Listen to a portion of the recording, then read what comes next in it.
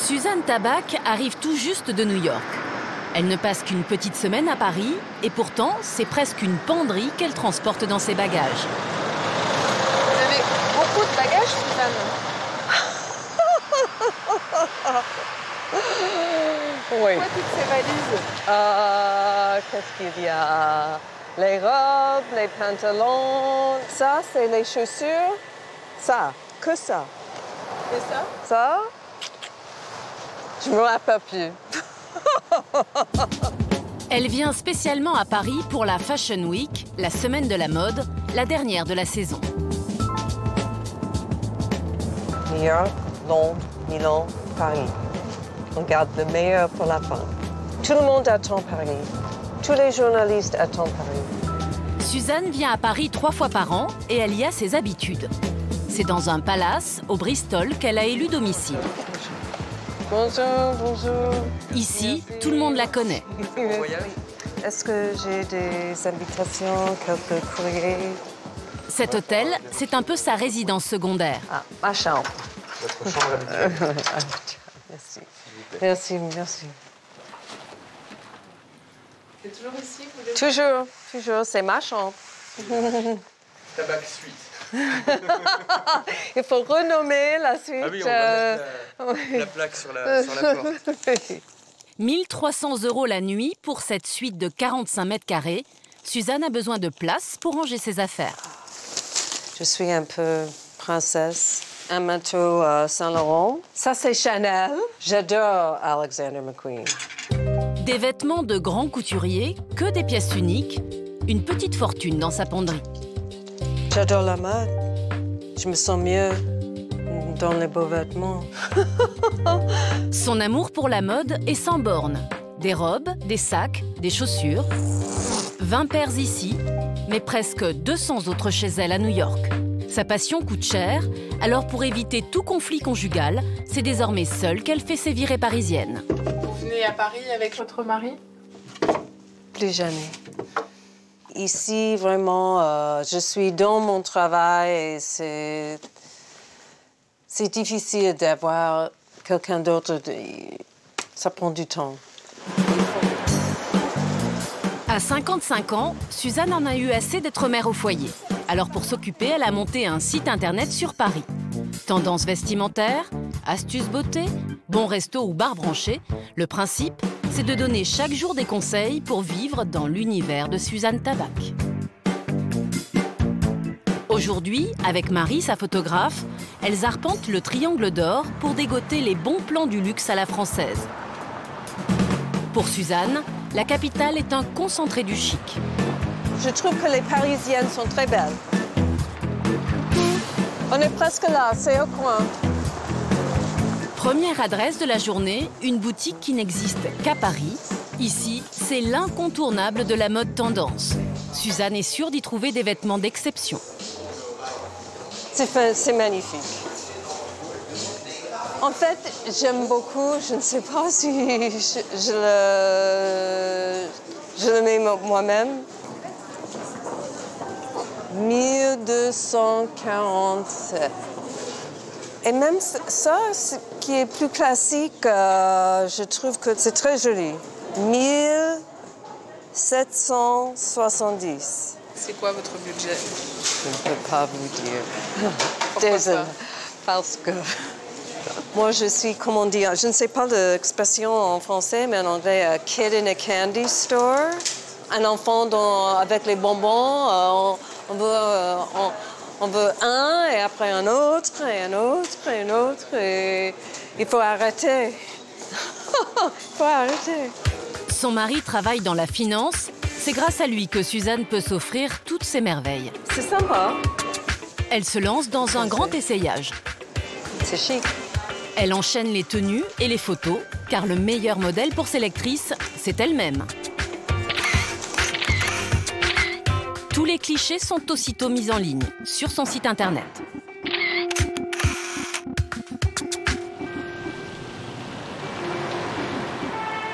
À l'heure du déjeuner, Suzanne et Marie retrouvent le dernier membre de leur équipe, Arnaud, il est là. le caméraman. Ça va? Ça va. Ça va. OK. Vas-y, installez-vous. OK. Le lieu de rendez-vous n'a pas été choisi par hasard. Nous sommes au cœur du quartier de Saint-Germain-des-Prés, au Café de Flore, une institution à Paris. C'est un peu le centre de Paris, quoi. C'est un passage obligé. Pourquoi, à votre avis? Pour le lieu, pour son histoire. Les gens se sont obligés de venir au Flore, pour voir la Tour Eiffel, à l'Arc de Triomphe. Apollinaire, Sartre, Beauvoir. Depuis la fin du 19e siècle, c'est ici que le tout Paris intellectuel vient se montrer. Monsieur Berger, Jules Gréco, Gainsbourg, avec BD. Et les touristes viennent pour voir tout ça, quoi. Cette ambiance un peu, et un peu le théâtre du Flore, quoi. C'est un peu une scène permanente. La photographe de Suzanne vient justement de lui apprendre qu'une star qu'elle admire se trouve au premier étage. Un ami à moi. Un ami qu'elle n'a croisé qu'une seule fois lors d'une soirée. Excusez-moi. Bonjour monsieur, Susan Tabak. On se connaît de Matisse, je vous ai donné mon livre. Oh, j'étais même témoin quand vous vous êtes rencontrés. Oui, vous étiez là. Bon. Et apparemment, Bernard-Henri Lévy ne s'en souvient pas. Et dès que je suis finie, I call you. I'm a big fan of yours. Ah, bah c'est très gentil. Huge, you're amazing. Merci.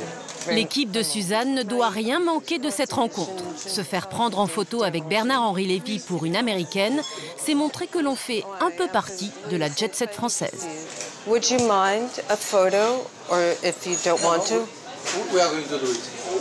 Okay, thank you. Suzanne est comme une petite fille. Franchement, c'est une belle opportunité pour toi. Non, mais je ne veux pas lui gêner. Oui, bien sûr. Et il est très gentil. Et c'est pas... I really appreciate that you're a sweetheart. You're a sweetheart. C'est gagné. Le soir même, sa rencontre avec Bernard-Henri Lévy se retrouve sur son site internet. Café Flore, I'm a big fan. Oh, mais c'est très gentil. Huge, you're amazing. Des stars, la haute couture et la beauté des paysages. À Paris, tout est réuni pour bouleverser Suzanne. Oh, mon Dieu. Wow. Oh my God. I mean, this is Paris. What can I say? Sometimes I just want to cry. It's so beautiful. It's possible I lived here in another life before, and that each time I come back, I love it more and more. I don't know why.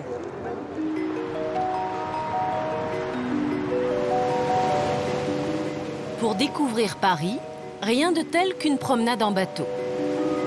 Un point de vue imprenable sur les monuments, sur un fleuve paisible, un grand moment de poésie.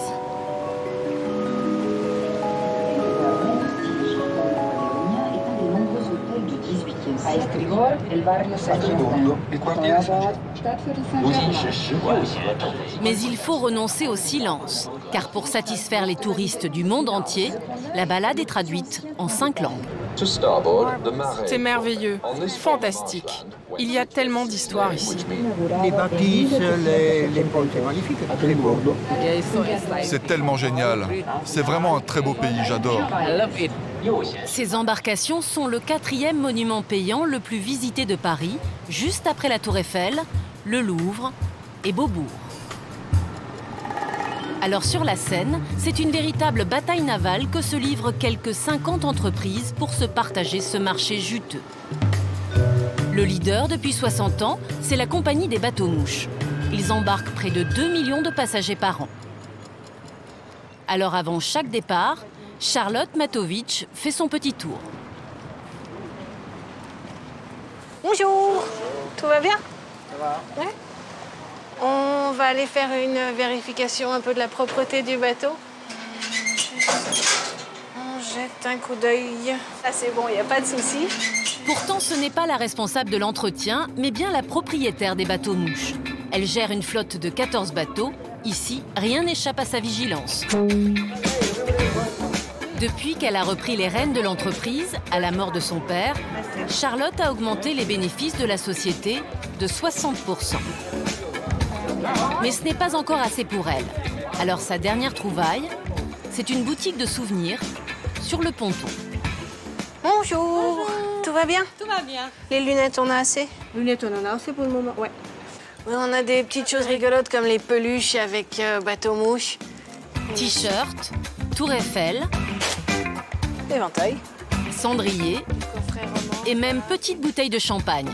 L'essentiel, c'est que les touristes repartent avec un produit estampillé du nom de la compagnie.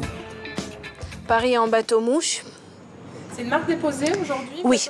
Oui, c'est une marque déposée. Bateau-mouche est une marque déposée depuis 1952. On est les seuls à s'appeler bateau-mouche, on est les seuls à avoir le droit de s'appeler bateau-mouche. Les seuls, car Charlotte est l'héritière de ce business. Découvrir Paris depuis la Seine, une évidence. N'empêche, il fallait en avoir l'idée. Et c'est son père, Jean Bruel, qui a inventé le concept. C'est en 50 que j'ai racheté à un vieux bonhomme sur la Marne ce bateau qui était dans un état assez lamentable. Nous sommes en 1950, c'est l'après-guerre, la douceur de vivre retrouvée. Les Parisiens adorent. Et plus d'un demi-siècle plus tard, le tout premier bateau est toujours là, à quai. Cette année, c'est l'anniversaire des 60 ans de la création des bateaux. Charlotte et son mari monténégrin, Radé, organisent une fête exceptionnelle. Ils ont décidé de ne pas lésiner sur le nombre d'invités. 111 de notre liste bateau-mouche. Ouais. Plus les agents et events, c'est 90, les hôtels 160, ça fait 700. C'est ça le problème, il faut que tout le monde rentre sur le bateau.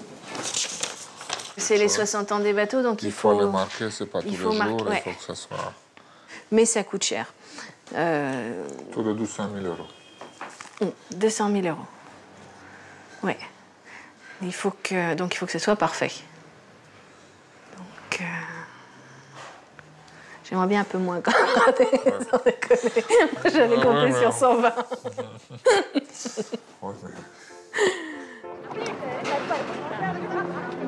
L'anniversaire commence dans 24 heures. Il est à la hauteur de l'événement. Des centaines de projecteurs de couleurs pour illuminer les bateaux et la Seine. Des danseurs. Des comédiens. Je plais à qui je plais. Les 700 invités embarqueront pour une croisière le temps d'une soirée. Le personnel est sur le pont pour aménager la gabarre, le plus grand de leur bateau. Jean René, le doyen de l'entreprise, veille au grain. Baissez-moi la cabine. D'abord. Voilà, parfait.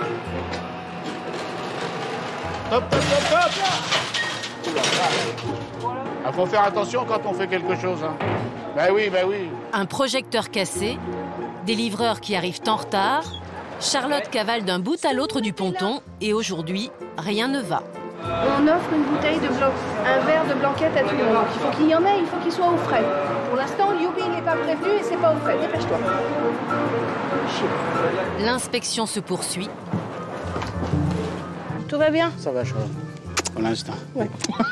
Bonjour. Jean-François, le chef décorateur, a déjà bien avancé. C'est bon, c'est impeccable. Voilà, les fleurs arrivent.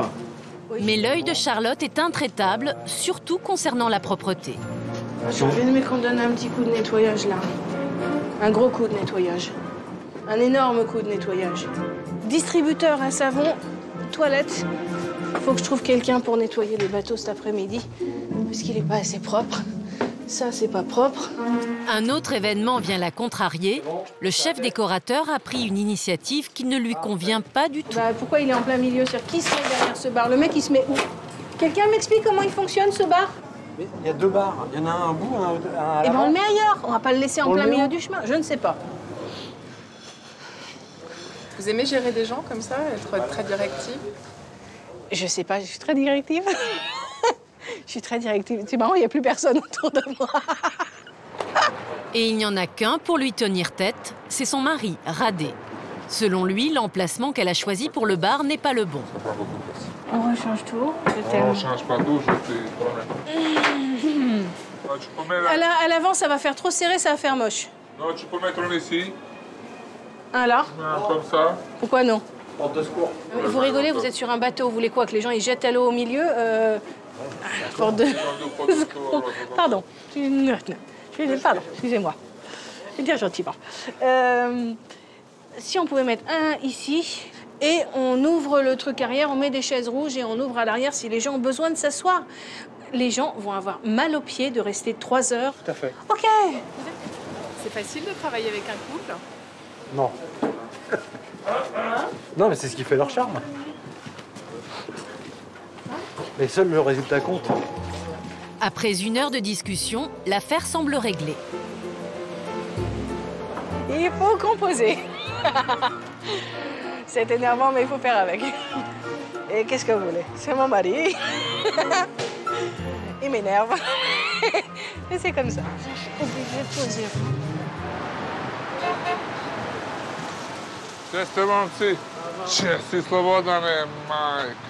Pour l'occasion, Radé a fait venir des musiciens des Balkans, sa région d'origine. Et ce groupe, ce n'est pas n'importe lequel. C'est Slobodan Salievich, c'est son orchestre à lui. Ils ont joué dans tous les films de Emir Kusturica, Underground, Le Temps de Gitan, Le Char Noir, Char Blanc. Et on a même eu une palme d'or à Cannes. C'est eux qui ont joué pour notre mariage, pour l'enterrement de papa, et puis donc aujourd'hui. Donc oui, on a un lien fort avec eux.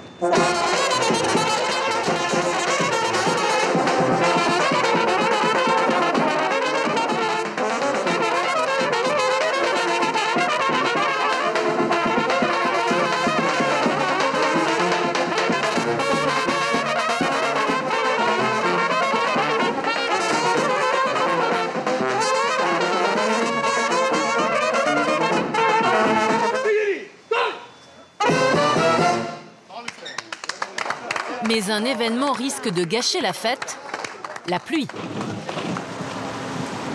Charlotte se rassure comme elle peut. Ils ont dit qu'il ferait beau demain, donc on croise les doigts, il fera beau demain. Non, il paraît que c'est très joli, de toute façon, les lumières, quand il pleut, que ça fait des choses encore plus belles. Donc, voilà.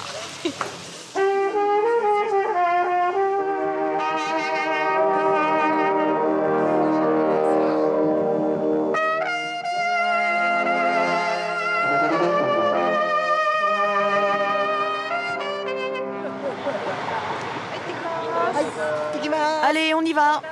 Kyoko est guide. Ce matin, elle emmène son groupe de touristes japonais à la découverte de Paris. Bonjour. Bonjour. C'est chouette Paris quand même. On en prend plein la vue. Même si les rues étaient recouvertes d'ordures, j'aimerais tout ce qui existe à Paris. 1, 2, 3. Sur le ciel de Paris s'envole une chanson.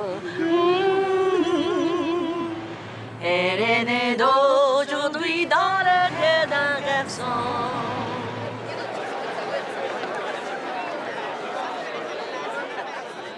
Le rêve de cette touriste japonaise, chanter au pied du Sacré-Cœur. Surtout les vieilles chansons françaises. Donc, la guide a trouvé un violoniste de rue pour l'accompagner. Combien est-ce que vous voulez? Ça dépend. Vous avez la vie en rose, vous avez oui. Je ne regrette rien, vous avez... La vie en rose. Oui, quand ils me prendront ses bras. 10 euros. 10 euros. Oui, d'accord.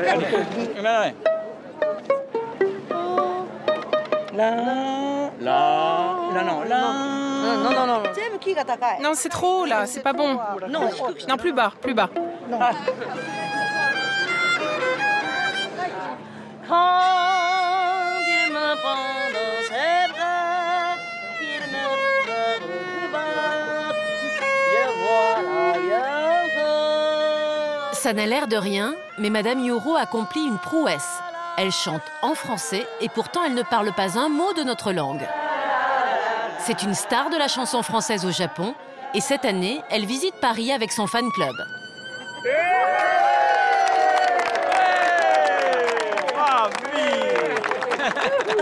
Merci monsieur. Merci. Et à la prochaine. Au Japon, on m'appelle la chanteuse française. Pour moi, la chanson française est très optimiste. J'y puise beaucoup d'énergie. J'adore ça. Venez, on va faire la photo là-bas. Regardez par là. Avec elle, une trentaine de Japonais. Tous sont venus découvrir le Paris de la chanson française. Marchand, marchande, un peu avant mon sillon. Madame Yuro et son groupe sont des amoureux de la culture française. Photographe, madame. Même à Montmartre, Photo. Si, please. pas question pour eux de tomber dans les pièges à touristes. Ils délaissent la place du Tertre et ils s'aventurent loin de la foule et des clichés.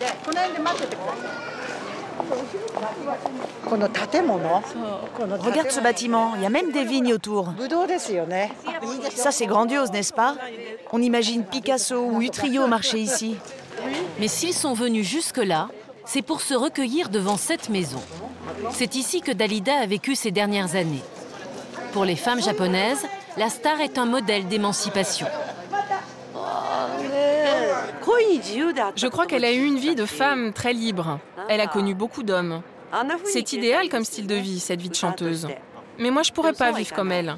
J'ai une vie de famille aussi. Alors Madame Yuro vient à Paris pour rêver d'une vie qui ne sera jamais la sienne.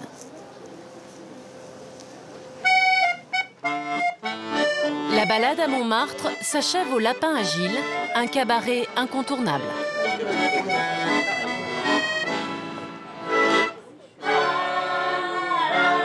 Depuis le 19e siècle, c'est ici que tous les plus grands chansonniers, comme Georges Brassens, se sont lancés.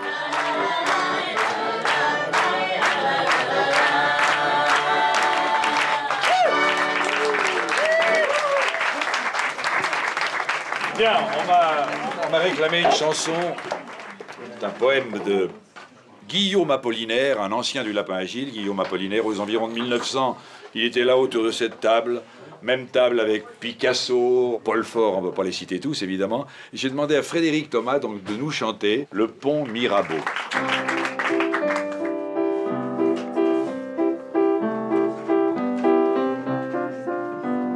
Sous le pont Mirabeau coule la Seine.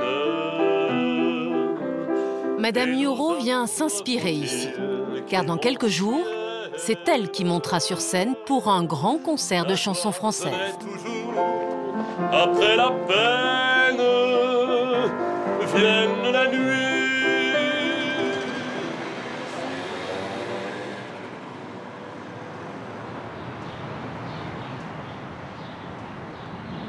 Dans la cathédrale endormie, depuis 9 siècles, c'est le même rituel. Notre-Dame s'éveille doucement au son du cliquetis des clés. Il est 6 h du matin, Joachim le gardien entame sa tournée.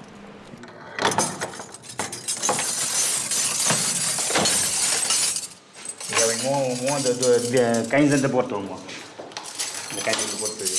Non, certaines portes pour nous pour le public, certaines portes pour nous pour la sécurité. Il lui faut au moins 20 minutes pour ouvrir toutes les serrures. Un moment de solitude précieux, car dans quelques heures, Notre-Dame sera envahie par des milliers de touristes. Joachim est conscient de son privilège. C'est calme, oui, quand même, parce que dans la journée, c'est supportable. Quelquefois, il y a trop de bruit, les gens. Et le matin, quand même, c'est vraiment calme.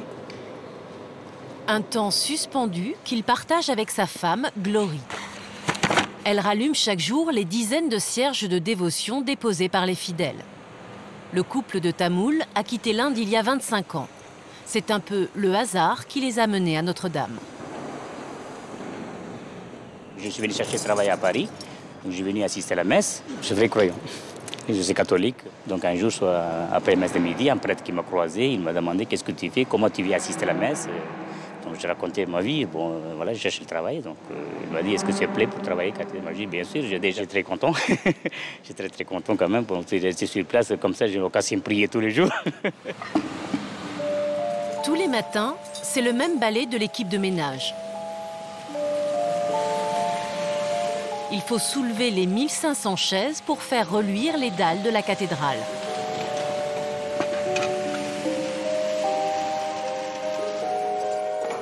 Pour Joachim, il est temps d'ouvrir la grande porte. Il est 7 h 45. Notre-Dame est ouverte au public. À quelques pas de là, la journée de Monseigneur Jacquin, le recteur de Notre-Dame, commence par un café crème et une cigarette. Son poste de directeur général de la cathédrale lui permet parfois de passer au-dessus de certaines lois. Il est un petit peu privilégié quand même dans votre café. Ah oui, c'est le recteur de Notre-Dame quand même. Mais bon, on le considère comme un client comme les autres. Mais il a le droit de fumer. Ah Censure. Avant d'aller travailler, Monseigneur prend des nouvelles du monde. Et entre autres, je cherchais à savoir quel était le décalage horaire qu'il y avait entre les heures de la Coupe du Monde et ici, quoi. Pas la peine de faire une grande célébration si on sait que ça tombe en même temps que la finale. Ils vous piquent des touristes? Non, c'est pas, vous savez, les touristes, on en a 14 millions par an, donc c'est pas d'en avoir un peu plus ou un peu moins. Jusqu'à 60 000 visiteurs par jour, venus du monde entier. Notre-Dame de Paris est le monument gratuit le plus visité de France. Et voilà. Vous êtes fier un petit peu d'être ici? Ah oui, bien sûr. Fier et en même temps humble, parce que quand on est devant cette cathédrale, qu'est-ce que vous voulez? On ne peut à la fois que s'incliner ou lever la tête vers le haut. Hein. Vous savez, on dit que Quasimodo s'est mis en colère ici. Il a donné un coup de canne, là. Et pourquoi il se serait mis en colère? Oh, bah, faut pas, parce qu'il n'était pas content après Esmeralda. Il a donné un coup de canne, il a cassé le sol. Bonjour, vous allez bien? Il y a du monde? Ça reprend? Dès le matin, la cathédrale est prise d'assaut par des touristes venus de loin pour contempler ces merveilles de l'architecture gothique.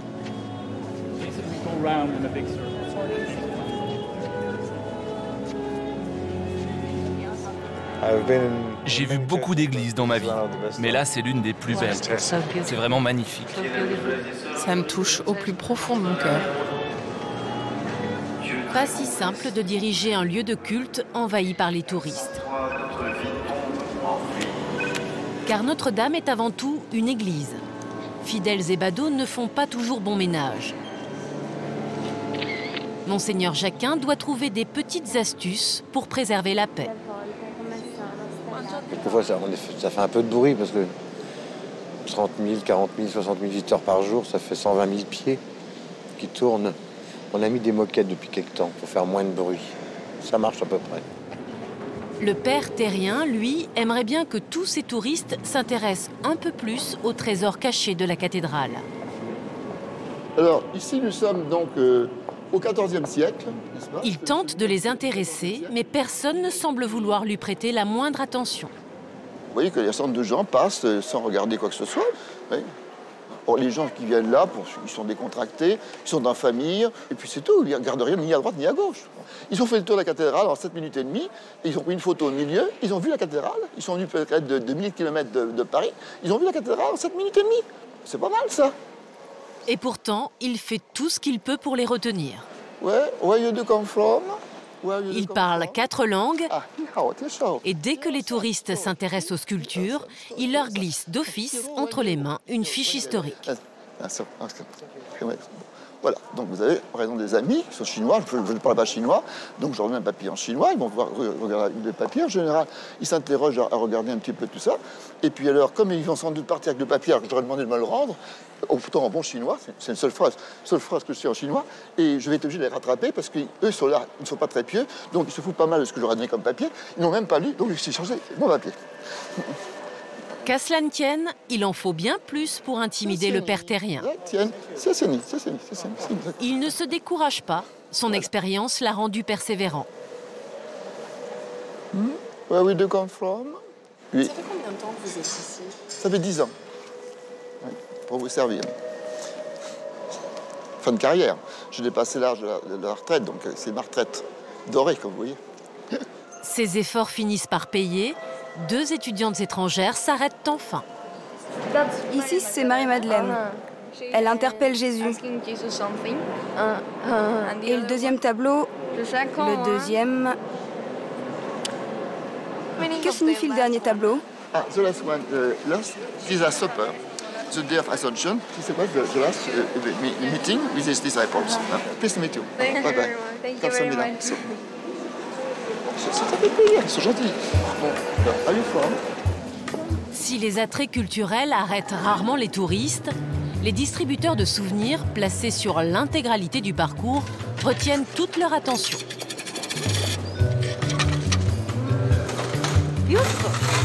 Le premier monument de France vit exclusivement grâce à la vente des médailles, cartes postales et chapelets. Merci. Dans la boutique, il y a une vente toutes les 3 minutes. Sans oublier l'indémodable, la prière, à 2 €. Et ce sont 1 million de bougies qui sont vendues chaque année.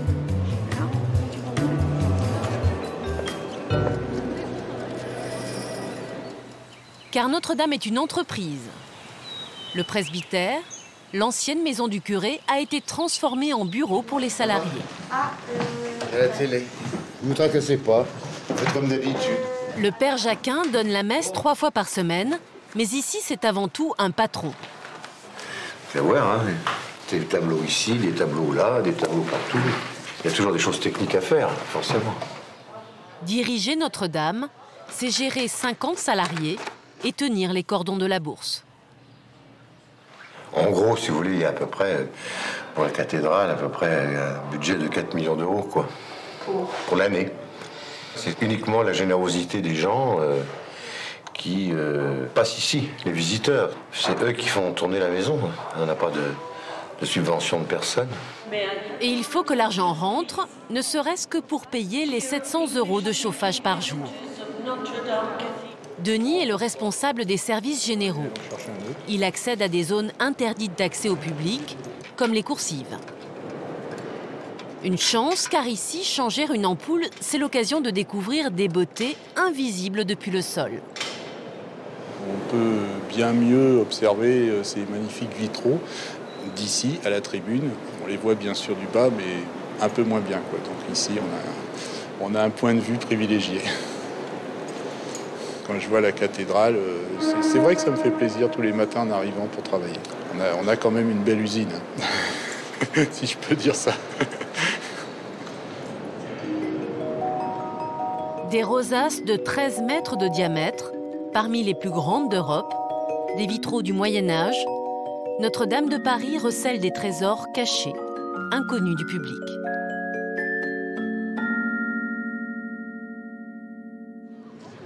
Et les Parisiens eux-mêmes ignorent souvent l'histoire de leur propre ville. Laurent Deutsch, lui, en connaît tous les détails. Par amour pour notre capitale, ce comédien a mené l'enquête sur chacune des rues pour découvrir que Paris cache bien des secrets. Alors il y a un truc qui est marrant là où on va aller, c'est que les motards de la police, ils ont un hangar ici, rue Chanoinaise, et ils ont une légende. Ils sont persuadés qu'ils habitent à l'endroit où le fameux charcutier, le fameux barbier, dépeçait des innocentes victimes, des moines ou autre chose, enfin des étudiants, et qu'il les transformait en pâté, qu'il refilait à bouffer aux moines. Et c'est juste là.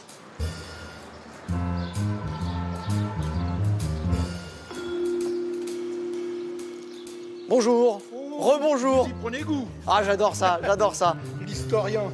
L'historien qui, maintenant, je viens voir la pierre au boucher. Le fait divers remonte au XIIIe siècle, mais ici, tout le monde connaît l'histoire. Les photos étaient pas mal, l'autre fois. Un jour, le chien d'un enfant attendait devant le soupirail. Ils se sont dit, mais pourquoi il attend là, le chien? Donc ils sont rentrés dans le garage, ils ont cherché et ils ont découvert que des enfants étaient... que notamment cet enfant-là avait été coupé, tué, et apparemment, il servirait des enfants pour faire des pâtés. Et les pâtés étant mangés par des hommes d'église de Notre-Dame. Exactement. Mais sans savoir que c'était des enfants qui servaient à faire ce pâté, malheureusement. Mais apparemment, c'était très apprécié, parce que ça a duré, le marché. Les moines, ils venaient de loin pour aller en manger. Ah ouais, non, c'était vraiment un commerce qui marchait bien. Alors, elle est où, cette pierre? En bas, au sous-sol. Vous me suivez? On y va. 8 siècles ont passé, mais les preuves sont toujours là. Regardez. Bien à l'abri des curieux.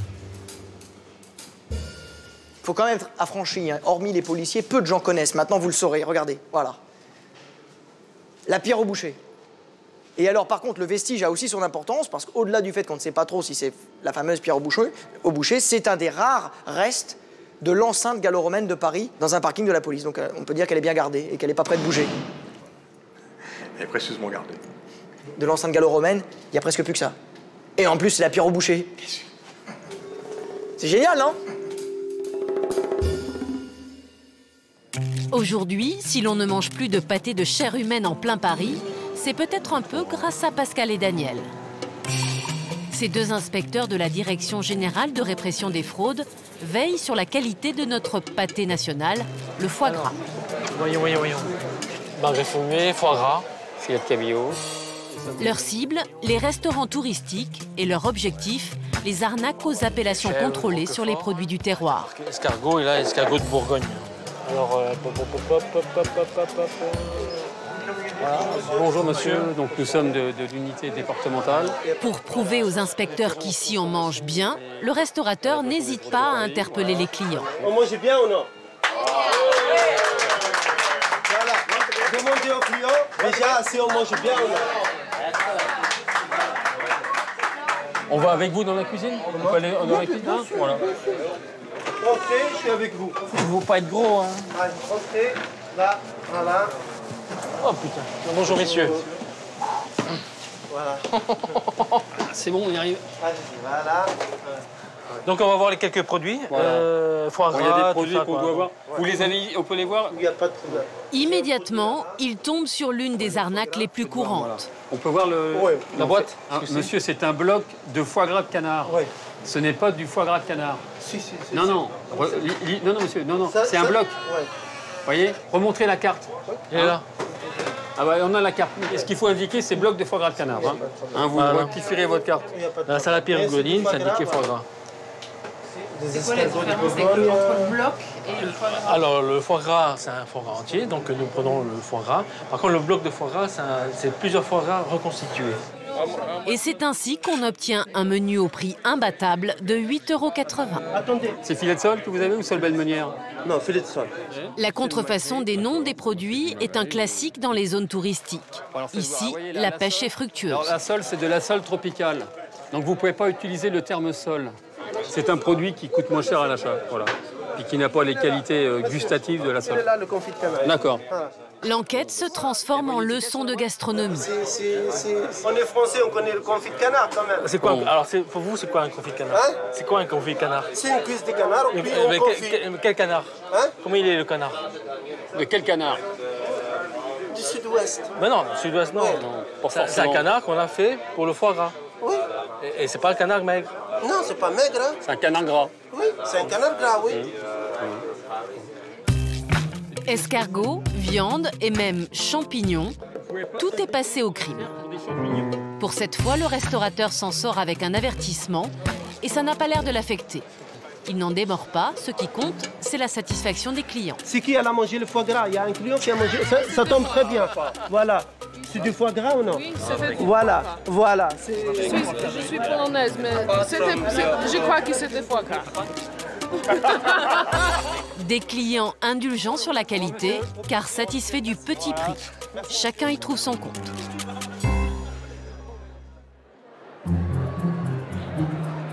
Les touristes sont aussi des proies faciles pour les hôteliers peu scrupuleux. Benoît Lucchini veille sur leur confort.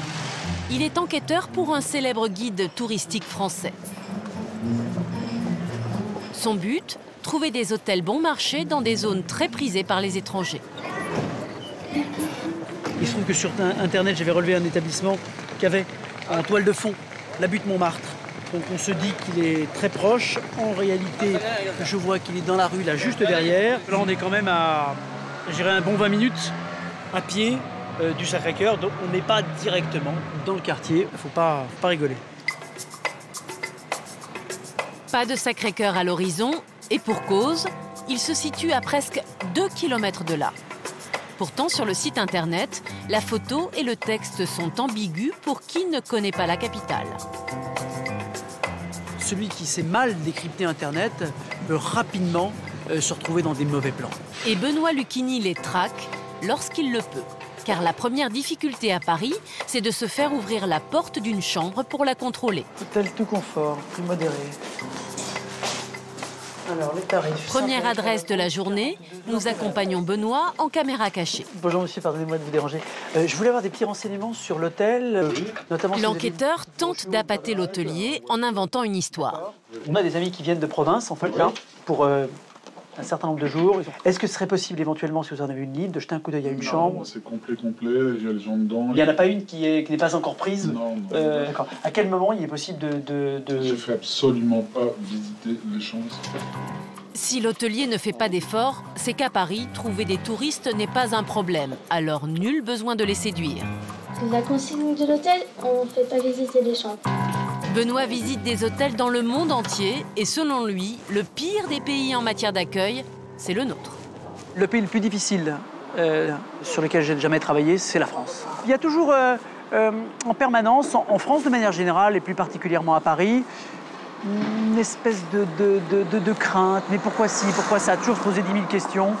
Dans la plupart des pays, on ne se pose pas toutes ces questions. Vous voulez voir les chambres, on vous montre les chambres. Vous voulez les prix, on vous donne les prix. 5e hôtel, un premier indice lui saute au nez. Ça sent une bonne odeur de cuisine, hein, sympa. Il insiste lourdement. Si on pouvait voir une chambre, jeter un petit coup d'œil. C'est vraiment juste pour jeter un tout petit coup d'œil. Le réceptionniste accepte enfin.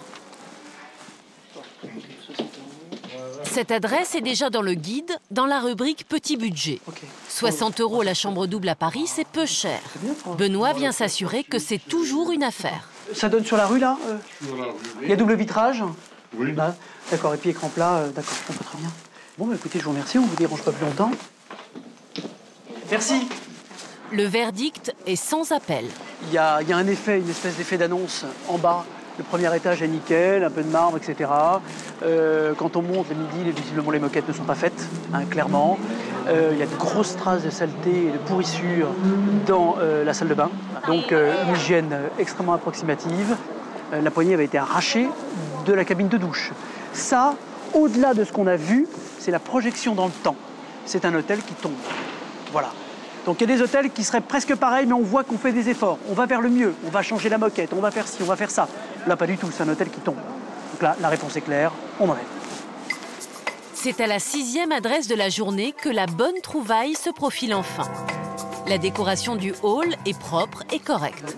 Notre amie a mal, on me souvient, a un peu mal au dos, en fait. Donc elle n'aime pas les matelas trop durs. En même temps, non, là, c'est parfait. Pour 60 €, la literie est confortable, les sanitaires impeccables. Ah bah oui. Elle est jolie, votre moquette rouge. Merci infiniment, monsieur. Merci de votre accueil. Au revoir, monsieur. Cet hôtel sera dans le guide dès la prochaine édition. Mais à 5 minutes des grands boulevards, à un petit quart d'heure à pied de la butte Montmartre, nickel. Bonne surprise. Il est donc possible pour les petits budgets de dormir à Paris. Mais pour le même prix, les touristes peuvent aujourd'hui choisir une autre option. Le jour se lève sur le quartier du Marais. C'est des croissants frais, des fois chauds, avec la baguette. Les gens aiment bien. Joël rapporte le petit déjeuner à ses clients, car dans son appartement, il fait chambre d'hôte. Right, guys. Ce week-end, il héberge un couple de touristes canadiens. Est-ce que ça fait un peu bizarre au début d'avoir des hôtes chez soi? Oui, ça fait étrange, mais on s'habitue facilement, rapidement. Et c'est sympa aussi. Cette formule séduit les étrangers en mal d'authenticité. En choisissant la chambre d'hôte plutôt que l'hôtel, j'ai vraiment l'impression de vivre à la française. C'est tellement beau ces vieux appartements à l'architecture d'époque. 85 € petit déjeuner compris, leur chambre est quasiment louée en continu toute l'année. Le business de Joël et de son ami Nicolas a littéralement explosé, avec comme seul moyen de se faire connaître leur site internet. Si Internet n'existait pas, je pense que les chambres d'hôtes à Paris, ça n'existerait pas. Paris. Voilà, nous on est là. Ensuite, 2 petites photos pour donner confiance, pour dire aux gens, vous n'êtes pas sur un portail lambda, vous êtes chez Joël et chez Nicolas. Ça marche bien d'ailleurs, ça. Oui, et surtout que c'est nous qui fait l'accueil. Moi, je fais beaucoup les accueils des appartements, donc les gens me reconnaissent. Depuis 6 ans, la demande est telle qu'ils ont même pu investir dans plusieurs studios qu'ils louent aux touristes. Le 5e ouvre dans quelques jours. À 600 € la semaine, les réservations s'enchaînent. Oui, bonjour. Tout est complet. Pour tout le week-end, oui. Vous en recevez combien des coups de fil comme ça chaque jour? Oh, écoutez, ça varie, je dirais peut-être une trentaine. Joël gère seul ses appartements. Mais heureusement pour lui, ils sont tous dans le même périmètre, autour de la Bastille. Il y a beaucoup d'appartements qui se libèrent, des nouveaux gens qui arrivent. Ça va être une journée assez mouvementée. Allez, hop. Dans ce petit 2 pièces, c'est la fin du séjour d'un couple d'Australiens. Hi, good morning, how are you? Joël vient lui-même récupérer leurs clés. Bonjour, comment allez-vous? Vous avez passé un bon séjour? Oh oui, c'était vraiment génial. Ma femme vous en parlera mieux que moi. Car ce que j'ai préféré, je ne peux pas le dire devant elle. Ce sont les femmes. La femme. La femme. Par contre, la légende dit que les Parisiens sont odieux et c'est complètement faux. Tout le monde a été adorable avec nous. Ici, c'est impossible de faire un mauvais voyage. À peine partis, ses clients vont être remplacés par d'autres. Pour préparer pour les prochains qui arrivent cet après-midi, j'ai les confitures et du beurre pour mettre dans le frigo. Aujourd'hui, c'est une journée marathon qui l'attend, car ces 5 studios se libèrent tous en même temps. Les draps à changer dans l'un, des lessives à faire tourner dans l'autre. Vous savez comment on appelle ça, nous, au Québec? On appelle ça une germaine. C'est-à-dire, elle gère et elle mène. Joël est autant un businessman qu'un homme de ménage. Et sa tournée du jour s'achève avec des compatriotes. Salut, ça va? Ça va, toi? Des touristes québécois. Ah, c'est bien de vous revoir. Salut, Sophie. Ça va? Oui. Ouais. Oui. Comme promis, quand vous êtes arrivé mardi, j'en viens ce soir pour changer les serviettes. Parfait. Donc, oh, ça a l'air bon, ça. Là, c'est ça, c'est juste un repas un petit peu plus rapide parce qu'on a eu une grosse journée et que ça ne me tentait pas d'être dans les chaudrons. Disons que moi, je capote sur les fromages parce qu'au Québec, je suis fromager marchand. Donc, j'en profite pour justement goûter des trucs que j'aurais pas chez moi. Et alors? Et c'est excellent. Sophie et Yves se sentent ici comme chez eux, la définition même du luxe pour des touristes. C'est une formule plus intéressante que l'hôtel pour vous. Oui. Plus intéressante parce qu'on est un peu plus autonome. Et ça fait en sorte que plutôt que d'aller au restaurant tout le temps, c'est le fun le resto, mais à un moment donné, tu as envie de te retrouver, ou comme nous en tout cas, de prévoir la journée du lendemain. On est quand même là pour 8 jours. Les chambres d'hôtes, un business qui rapporte.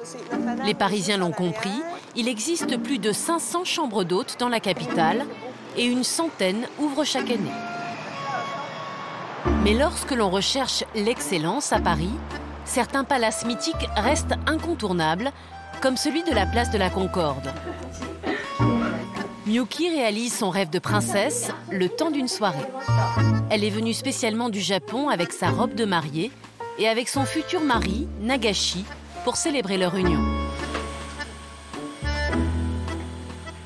C'est un package que leur propose une agence de voyage parisienne. La coiffeuse habilleuse est à disposition. Merci. La chambre d'hôtel à 800 €. Tout est là pour faire comme si cette nuit devait être la plus romantique de leur vie. Tu ressembles à une princesse. C'est vrai? Tu trouves? Tu es vraiment magnifique. C'est tellement bien d'être venue en France. Je suis si heureuse d'être habillée avec une belle robe, dans un tel endroit. Merci, mon amour. L'éblouissement commence dès les couloirs de l'hôtel. Ce palais construit au XVIIIe siècle est un chef-d'œuvre de l'architecture. C'est très joli. C'est vraiment extraordinaire. Je n'aurais jamais pensé venir dans un tel endroit. On se croirait perdu dans un livre d'histoire. Le lustre, les tapisseries, tout est source d'émerveillement pour les amoureux. Oh, que c'est beau! Et la particularité du Crillon, c'est d'être le seul hôtel à avoir vue sur la place de la Concorde. On voit même la tour Eiffel. C'est très beau. C'est le plus beau jour de ma vie. C'est fabuleux.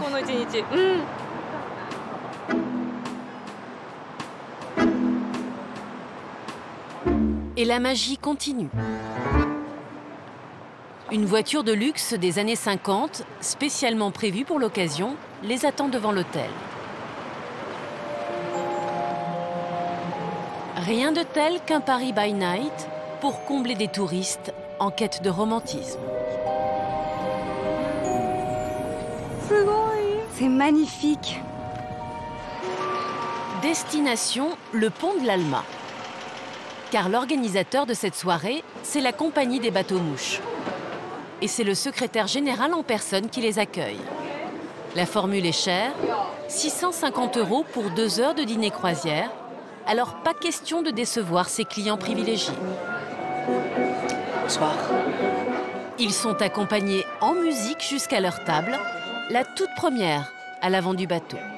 Et ils ont même droit à un petit cadeau. C'est le plaisir de vous remettre ce parchemin, témoignage de votre amour. Bienvenue à bord. C'est un poème. Paris, bonjour. Et ta main dans ma main qui me dit déjà oui.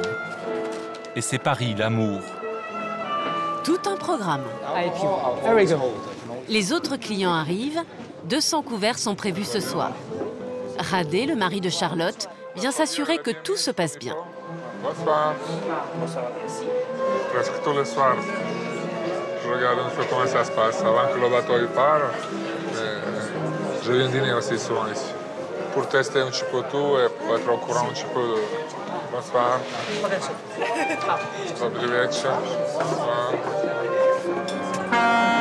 Miyuki et Nagashi sont les rois de la soirée. Ils sont servis en premier, en entrée, du foie gras.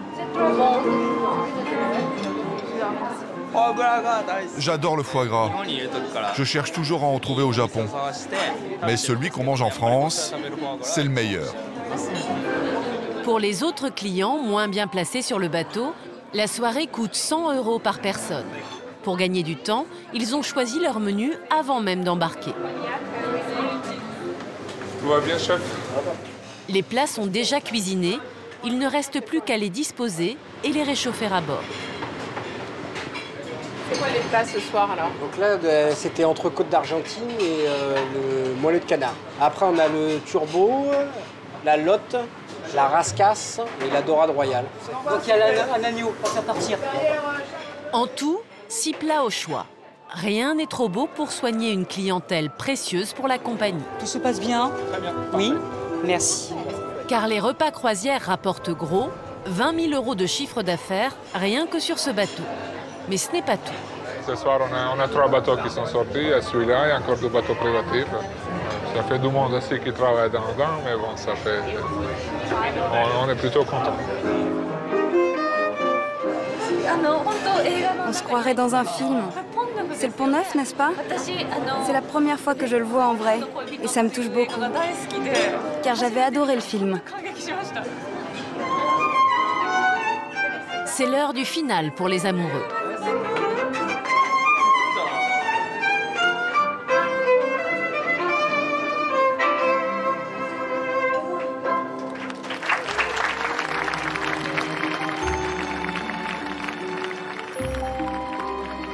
Une photo souvenir. La soirée s'est déroulée comme dans un rêve.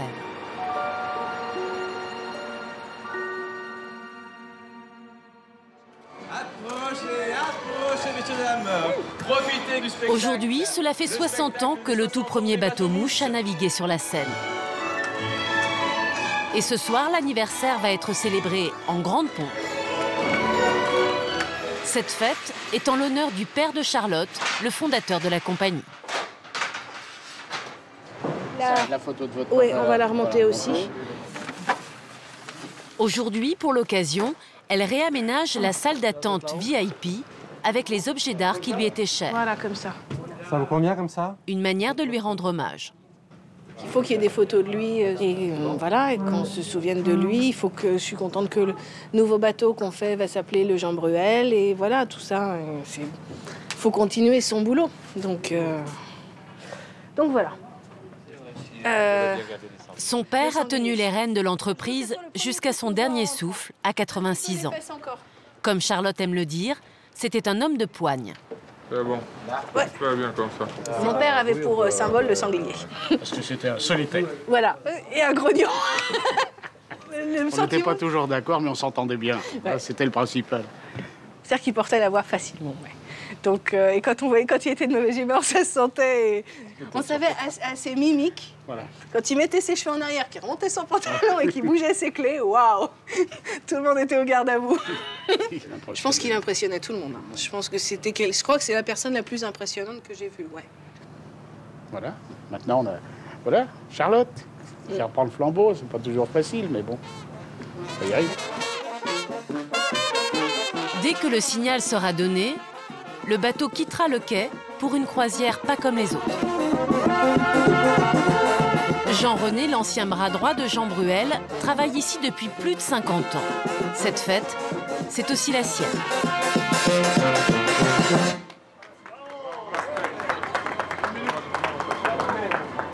Vous faites partie intégrante de cette histoire. Ah bah oui, c'est vrai qu'on en fait tous partie, mais vous l'avez construite avec M. Bruel, avec vos mains.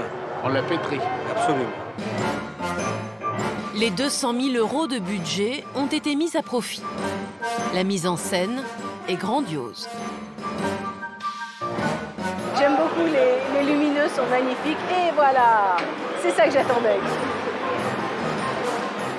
Allez accueillir nos invités juste devant le tapis rouge. Messieurs, dames, mes lucioles.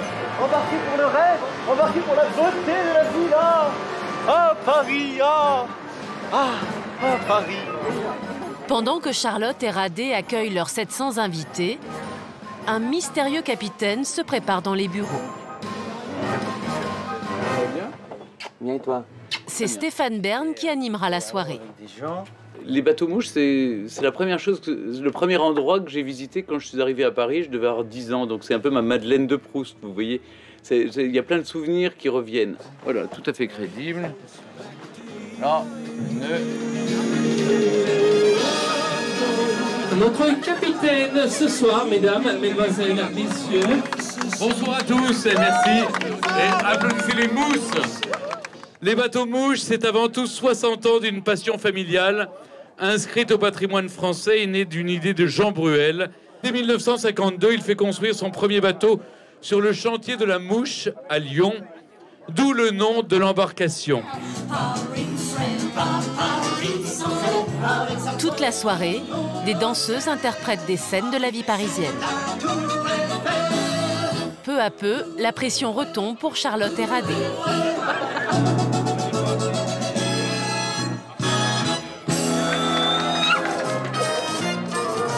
On s'est déjà disputé tout l'après-midi.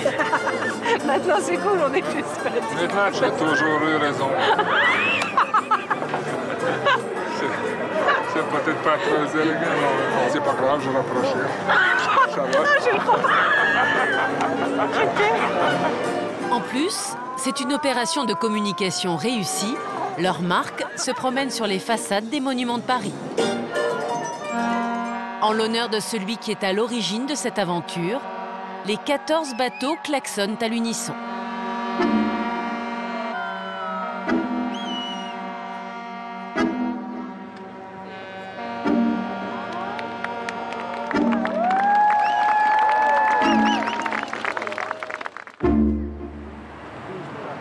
Dans sa suite de l'hôtel Bristol,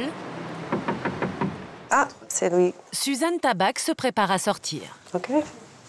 Ce soir, c'est le lancement de la semaine de la mode.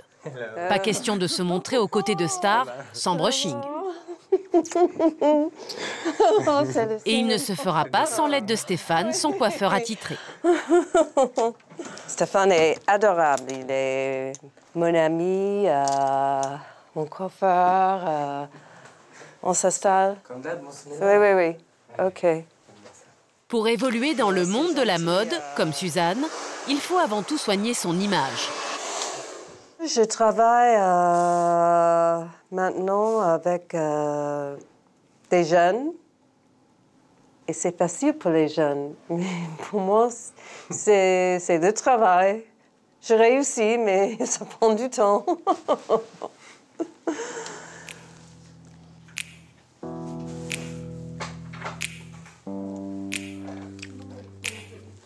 Suzanne est fin prête.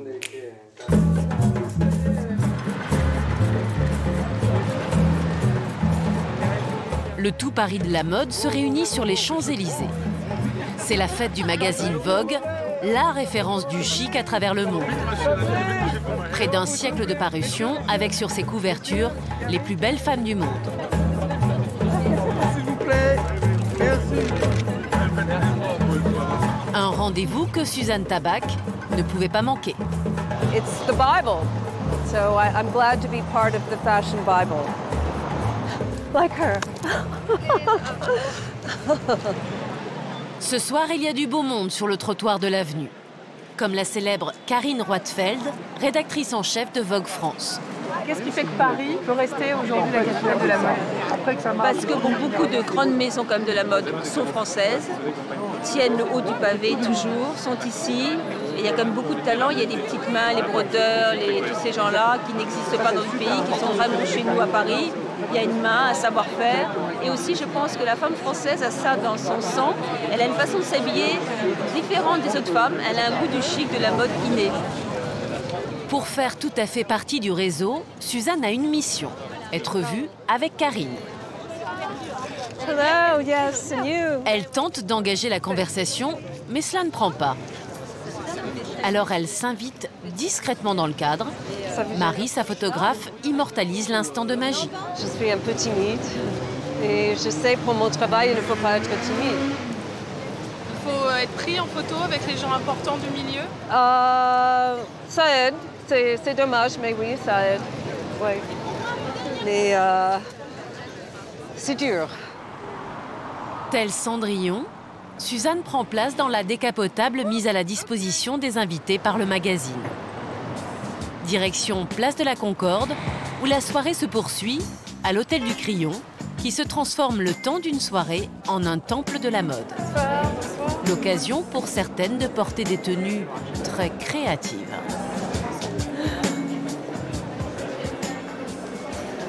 C'est votre style, Suzanne? Pas vraiment, mais je crois qu'elle le fait exprès. S'il y a une fête où il faut être vue, c'est bien celle-là. Suzanne ne connaît pas grand monde, mais elle va vite se faire de nouveaux amis. Elle est chic? Pour la plage, oui. Pour le crayon, pas vraiment.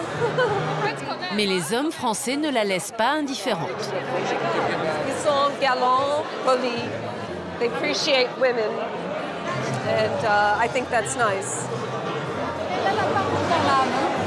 Oh, il faut la trouver. Celle qu'elle cherche, c'est Anna Wintour, la rédactrice en chef du Vogue américain. Avec un seul de ses articles, cette journaliste redoutée a droit de vie et de mort sur les couturiers. Un film lui a même été consacré. Le diable qui s'habille en Prada, c'est elle. Elle m'a fait peur un peu. But she's tough. I'm not sure I would want to work for her, but I respect her for her excellence. Suzanne va tenter de se faire prendre en photo avec elle. Okay, this is the moment. Oui, voilà, c'est ça.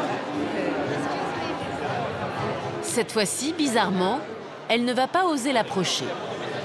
Elle reste figée. Anna Wintour est inaccessible. C'est un échec. On n'a pas eu tout ce qu'on voulait ce soir. C'était quoi la photo choc que vous vouliez? La photo choc, c'est Suzanne avec Anna Wintour. Vraiment la bise. Mais pour la prochaine fois, j'espère, Suzanne. Je sais pas. Elle est comme ça et moi. J'ose pas. Mais Suzanne est heureuse. Au moins une personne la reconnaît, et ce n'est pas n'importe qui, c'est Lindsay Lohan. L'actrice américaine est sans doute l'une des stars les plus convoitées par les paparazzis. Pendant la semaine de la mode, ils sont des centaines de paparazzis à pourchasser les stars. Et à Paris, ils ont l'embarras du choix. Reculez-vous, reculez là! Comme la chanteuse Britney Spears, elle a tenté une sortie avec ses enfants incognito à la Tour Eiffel. Une promenade qui vire au cauchemar. Cet immeuble du 8e arrondissement abrite une agence de paparazzi d'un nouveau genre. Vincent, Germain et Max ne photographient pas les stars, ils les filment. Comme ici, Bruce Willis. Là, on va aller au Plaza Athénée, retrouver nos deux sujets de la journée, Rihanna. Rihanna, une chanteuse américaine qui cartonne auprès des jeunes, en France et aux États-Unis. Et Lindsay Lohan. Cette actrice californienne que l'on a aperçue avec Suzanne. Elles sont là pendant la Fashion Week. Lindsay est directrice artistique chez Ungaro. Elle va enfin travailler, c'est merveilleux. Et puis Rihanna est là parce qu'il faut qu'elle donne, qu'elle est fashion, qu'elle est belle. Et donc elles vont nous donner plein d'images. Elles vont faire des super shopping, elles vont aller à des défilés, elles vont se saper. Max connaît les habitudes de ses stars. Toutes se logent dans les palaces du Triangle d'Or. L'avenue Georges V, un classique quand même pour nous. Il se passe pas mal de choses ici. On va arriver sur l'avenue Montaigne, le Plaza Athénée juste sur la droite.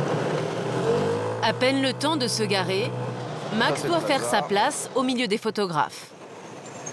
Car Rihanna s'apprête à sortir. Rihanna, baby.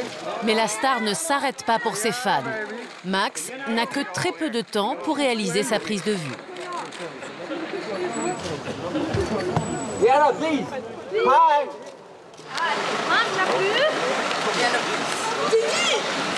T'es satisfait? Non, c'était pas terrible, t'as vu, c'était pas optimum. Par contre là, pourquoi ils filment tout ça là? Il n'a pas le temps de ruminer sa déception. Il aperçoit des concurrents sur le trottoir d'en face, devant un autre palace. Le plus surprenant, c'est que personne n'est capable de lui dire qui va en sortir. Jusqu'au moment où il repère une voiture qui ne lui est pas inconnue. Il y a une bagnole qu'on connaît. Donc la bagnole de Shakira.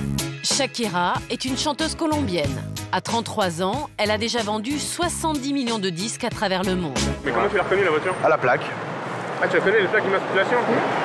C'est des bagnoles qui transportent souvent les musiciens. Et en fait, c'est la mémoire photographique. Je me souviens pas des numéros, je me souviens de l'image de la plaque.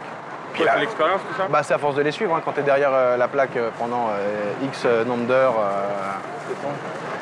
Forcément, tu la retiens. Allez de l'autre côté, s'il vous plaît. On va vous installer, mais restez bien tranquille.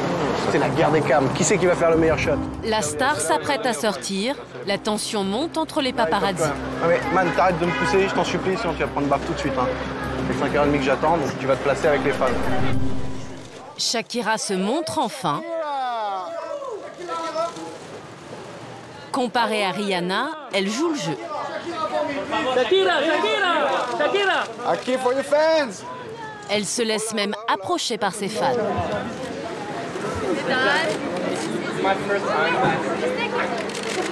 Lots of action. Are you having a good time in Paris, Shakira?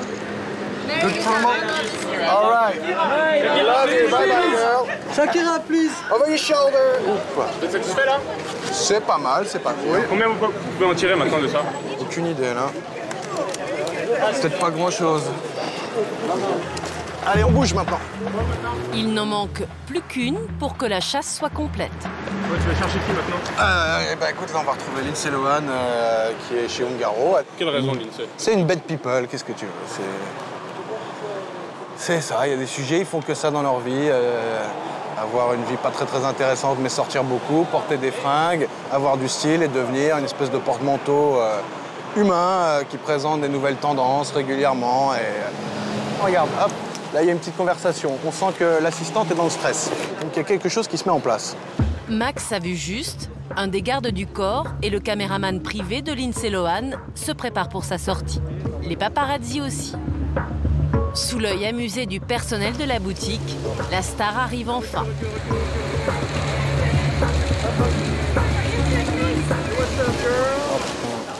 How you doing? Working finally. C'est raté pour cette fois. Lindsay s'engouffre dans sa limousine. Attendez, laisse passer le van. Attends. Plus de 30 scooters se lancent à la poursuite de la voiture. Ah bah, comme on dit dans le jargon, il y en a du Golio. Allez. Pas question de laisser filer la people la plus rentable de la Fashion Week. Ah bah là, il y a beaucoup de monde, donc ça veut dire que c'est un sujet intéressant. Mais on n'est pas en train du tout de la pourchasser, je suis en train de me balader, moi je suis juste bloqué au feu, c'est tout, je suis pas en train de pourchasser. Pendant cette course-poursuite, les paparazzi n'hésitent tout de même pas à griller les feux rouges. Allez. Et tout le monde défend sa place pour être sûr de ne pas perdre le contact avec la précieuse voiture. Non, mais attends, Joël, on évite de conduire comme des cons, s'il te plaît, merci. Comment dis-tu? On va un peu rattraper de la place parce que autant être au taquet des sujets, voilà. C'est pas un plaisir. Non, là c'est dangereux, c'est pas amusant. J'ai pas envie que quelqu'un tombe, qu'elle tombe, que lui il tombe, qu'on renverse quelqu'un. Depuis le tragique accident de la princesse Diana, les paparazzi et les chauffeurs de stars se sont donné des règles strictes. Les chauffeurs ne s'aiment pas les paparazzi et les paparazzi s'interdisent de filmer à l'intérieur de la voiture quand elle roule. Qu'est-ce qu'il fait là? Pourtant, l'un d'eux vient d'enfreindre cette loi. Qu'est-ce qu'il fait? Mais non, moi j'étais con quoi? On fait pas ça. Tu t'es mis à côté de la bagnole et t'as filmé, donc on te fait pas ça. Eh ben non. Bah je t'ai vu, man, c'est bon. Okay, attendez, attention. Allez. Vas-y, trace. L'actrice s'arrête enfin devant les grands magasins.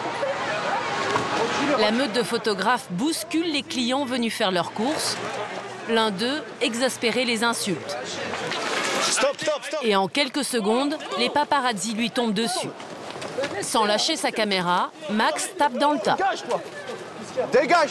Y'a quoi maintenant? Y'a quoi? Oh, tu vas te faire défoncer, toi. Dégage. Il se moquent sur lui. Je pense que c'est vrai, vous êtes des fous. Pourquoi il est en train de taper sur un photographe, le monsieur? Je te parle. Non. Mais Pardon, pourquoi merci. il est en train de taper quelqu'un, le monsieur? Pose-toi cette question et puis après, réfléchis. Calmez-vous, ça y est, c'est fini. Le calme revenu, Max se prépare à passer de longues heures devant le magasin. Ce qu'il espère, filmer Lindsay Lohan avec ses achats.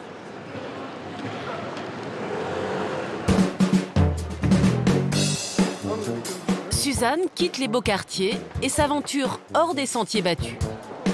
Elle a dégoté une petite boutique de lingerie de luxe, quasiment inconnue des Parisiennes. Bonjour. Mais les Américaines, elles, en sont folles. Madame Tabac, oui. J'ai lu un article dans le New York Times. Oui, je l'avais pas encore vu. Ça vous apporte encore des clients? Oui, mais oui, c'est incroyable. J'ai une dame de l'Oregon qui est venue samedi dernier. Le comble du chic pour Suzanne, c'est ce petit parfum d'antan qui plane dans la boutique. Et surtout, le savoir-faire artisanal, car ici, tout est fait main. Qui a une taille comme ça? Moi. Non. Si, parce que j'en porte un. Est-ce qu'on peut essayer ce modèle, Suzanne? And you think that all women should wear these because it makes them... Wow. No. Oh, that skirt would fit me better. Absolutely, typically French. I don't know anywhere in New York or in the States or anywhere that does this is like... Oh my God. Ça coûte combien? You have luxury test. So No, I can handle it. You can tell me. It's okay. It's 950 euros. Vous voulez visiter l'atelier? Yes. 950 € pour un corset, ça semble cher, mais pour une Américaine, l'authenticité n'a pas de prix. Et ce qui va séduire définitivement Suzanne, c'est que cet atelier est installé dans une petite cuisine, comme à la maison. Une information qu'elle livre immédiatement à ses lectrices sur son site internet. I think this is a little kitchen. This is a little store and a little kitchen where Louise makes these incredible pieces of works of art of lingerie. Arrive enfin pour Suzanne le moment tant attendu, les défilés de la semaine de la mode. Elle se souvient de sa toute première fois, celle qui a changé sa vie. J'étais comme un enfant, c'était incroyable. J'avais mon appareil de photo, mais je ne pouvais même pas prendre des photos parce que je voulais regarder les vêtements. Et vraiment, c'était une expérience merveilleuse. Toute la journée, Suzanne enchaîne les défilés. Et selon les créateurs, c'est plus ou moins la révélation. Célèbre. Son équipe filme tout, aussitôt vu, aussitôt mise en ligne sur son site internet. Ah, ça c'est superbe. Wow! Là, on dirait qu'il neige, hein. C'est énorme, là, la fumée qu'ils ont. Pour moi, c'est un plaisir de donner ça aux gens qui ne peuvent pas partager. En fait, je partage ce que je vois avec les gens qui ne peuvent pas être à Paris. Le dernier défilé de la journée, c'est la marque préférée de Suzanne, l'An 20. OK. Ici, elle a des privilèges comme celui d'assister aux dernières répétitions. OK, on y va, Girl, two things to remember, be beautiful, you know how to be, walk in the center and strong. C'est le message de vérifier tous les talents, tu vois, parce qu'il y a quelque chose qui est sale. D'accord. Albert Elbaz, le styliste, est à 5 minutes du défilé. Mais il prend le temps de la saluer, car Suzanne est l'une de ses plus fidèles clientes. You'll be okay. It's going to be amazing. I can see already the music. Oh yes, it's always amazing. It's always the best. Always the best. Elle porte même l'une de ses robes pour l'occasion. You know, I'm a big fan. Well, always in you. With the lace in the back. I see you later after the show. Okay. Avant le défilé, Marie, la photographe de Suzanne, lui montre les photos de la soirée Vogue. Très bonne surprise. C'est encore mieux qu'à côté. Oui. Suzanne jubile. Sur le cliché, on a l'impression qu'Anna Wintour est en train de parler d'elle. Exactement ce dont elle rêvait.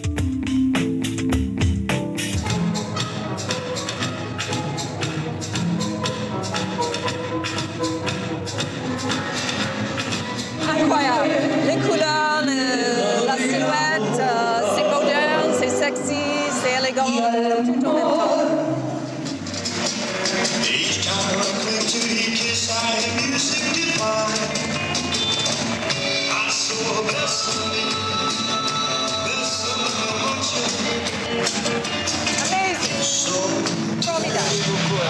Oh my God.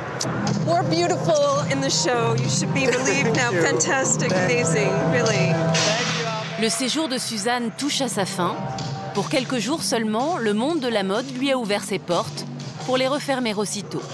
Mais qu'importe, elle rentre à New York avec son site plein de souvenirs et d'illusions.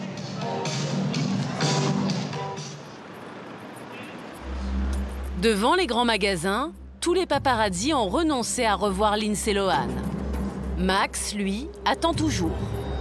Sa persévérance va être récompensée. 4 heures plus tard, l'actrice sort enfin. Elle aurait dépensé plus de 10 000 €. Ces paquets lui seront livrés directement dans sa suite. Pour que l'affaire soit rentable, il faut commercialiser les images le plus rapidement possible. De retour à l'agence, c'est Vincent qui se charge de mettre les vidéos en vente sur Internet. À Los Angeles, il est 12 heures de moins. Donc il est encore temps de diffuser des images là-bas, c'est encore une bonne heure. Les États-Unis sont les premiers consommateurs de vidéos people. Filmer les stars américaines est donc ce qui rapporte le plus. Ça se paye à la minute souvent. Par exemple, les télés croates, laisse-moi te dire qu'elles ont un budget assez serré. Donc voilà, une vente en Croatie par exemple, ça vaut 50 €. Et ça peut monter sur des médias plus importants à 1 500 € la minute.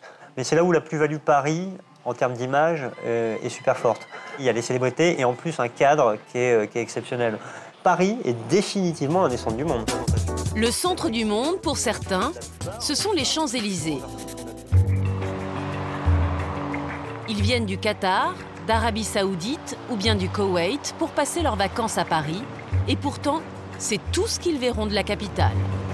Ils voyagent en famille, avec domestiques et voitures de luxe, comme celle-ci, qui vaut plus d'un demi-million d'euros.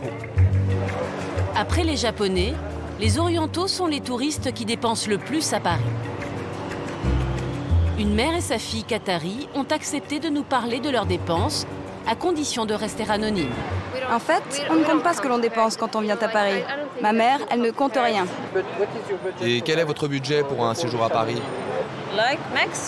Maximum 15 000 $. Non, c'est 50 000 $ qu'on dépense ici. Vous savez, c'est pas tant que ça. Hein. Les Saoudiens, eux, ils dépensent 100 000 €. C'est vraiment le minimum pour eux. Alors pour leurs riches clients, les Champs-Élysées se sont mis à l'heure orientale. Certaines brasseries proposent thé à la menthe, viande halal et même narguilé. À 2 pas de là, il y a un lieu unique en France qui ne s'adresse qu'à ses touristes, c'est un cinéma. À l'affiche, ce ne sont que des films en langue arabe.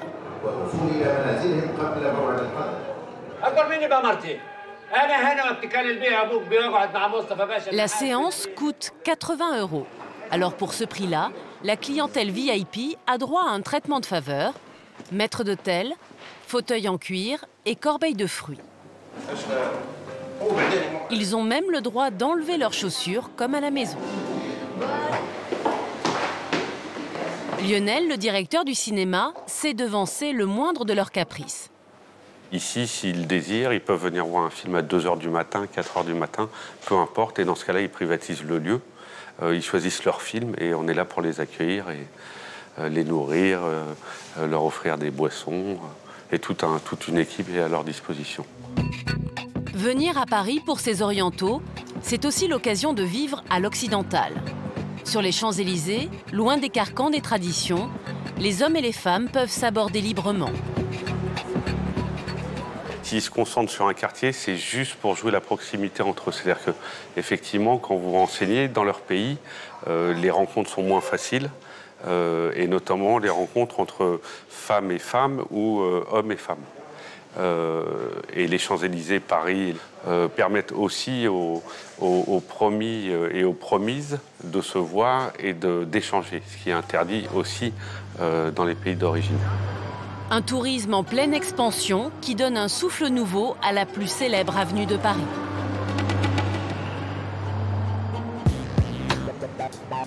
Le lendemain matin, dans un autre quartier incontournable de Paris, Pigalle.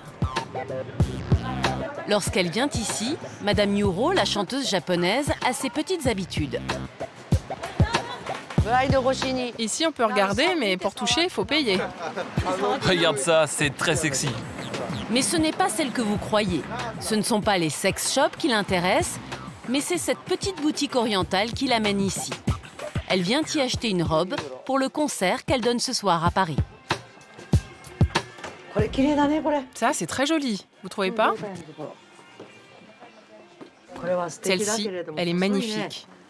Un peu trop fine, non? Des robes comme ça, on n'en trouve pas au Japon. Au Japon, ce serait doublé. Parce que les Japonais comprennent si quelque chose est venu d'Europe, ça doit être très cher. Voilà. Ah. Oh. Non. C'est bien? C'était qui? Très chouette. Ça va bien avec la couleur de mes cheveux. N'importe quel style, elle aime. Elle est belle, hein. La vérité, elle est très belle. C'est joli, hein? C'est très joli. Très joli. Très joli. Même sur vous, très joli. Même sur vous, c'est très joli. Même la couleur. Non, c'est vrai. Les Japonais, ils aiment bien des trucs traditionnels. Ouais. Ils sont modernes et traditionnels en même temps. Bon, allez, je les prends toutes. C'est très joli. Ça fait 627. Ah ben, je peux en acheter encore plus. Je crois que c'est suffisant. Quand on aime, on ne compte pas. Non loin de là, les élèves de Madame Yuro s'apprêtent à vivre une grande aventure, la découverte du métro parisien. Aujourd'hui, elles font leur premier pas seules à Paris, sans leur guide. C'est ici, c'est ça? Mais comment on fait? Là, tu appuies là. Première mission réussie, le plus dur reste à faire. On va où déjà? Déchiffrer le plan de métro. La station Château-Rouge. On est où là? Ah, j'ai trouvé Château-Rouge. C'est là.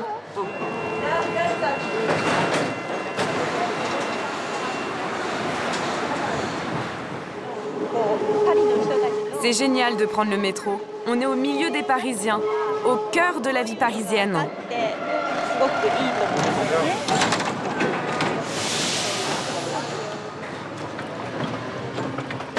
Super, on y est arrivé sans problème. Quand on veut, on peut. Les voilà arrivés dans un quartier que les touristes ne fréquentent guère, au cœur de la Goutte d'Or. Ce n'est d'ailleurs pas pour visiter qu'elles sont ici, mais pour prendre un cours de chant particulier. Enchantée. Madame Toda est installée à Paris depuis 20 ans. Elle s'est spécialisée dans les cours de chansons françaises pour japonais, avec l'aide de Jean-Louis, son mari. Akiko a choisi Mon amant de Saint-Jean, une performance pour elle car elle ne parle pas un mot de français.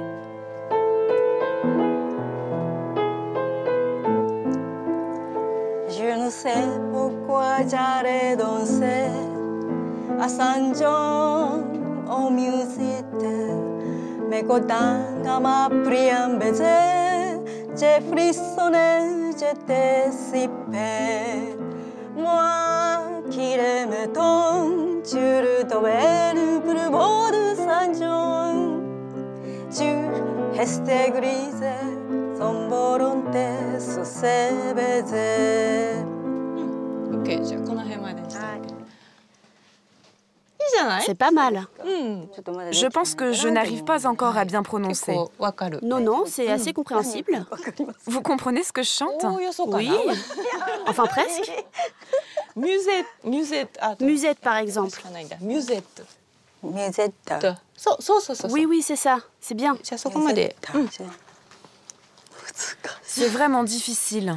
Elle se fie à son oreille, quoi, comme une musicienne, vraiment. Donc ça qu'apparaît une langue complètement avec l'oreille, l'aspect phonétique. Comment arriver à prononcer ce qui est imprononçable pour eux. Vous comprenez ce que la chanson raconte? Non, je ne sais pas. Au Japon, ils sont de plus en plus nombreux à se passionner pour les chansons françaises, mais pas n'importe lesquelles. On remarque que le goût des Japonais se tourne vraiment sur les chansons d'amour, quoi. Et ils vont retrouver des chansons que nous, on ne fréquente plus forcément, mais eux, ils sont sensibles. Madame Yuro chantera elle aussi des romances ce soir, mais ce sera sur scène et elle n'aura pas droit à l'erreur.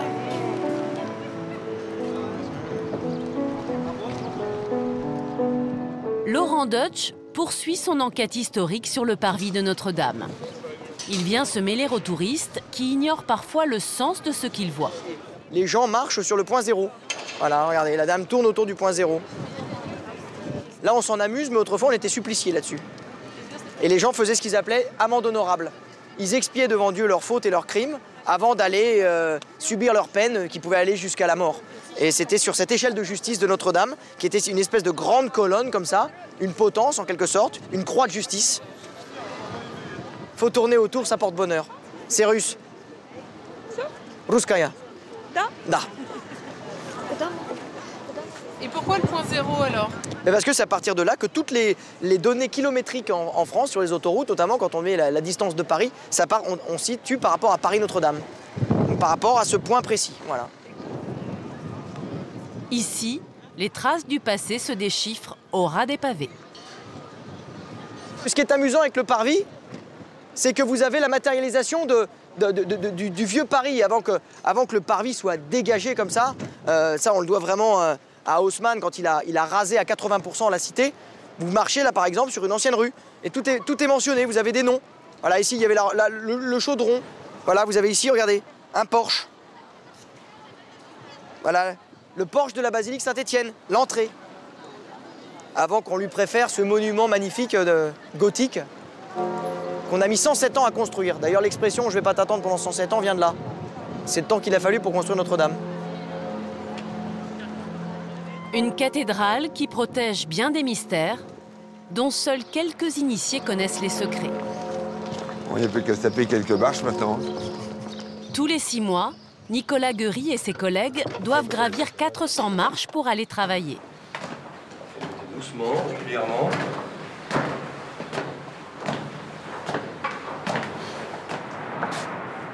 Sur la plateforme, entre les 2 tours, à 69 mètres de haut, il nous emmène au cœur de la légende.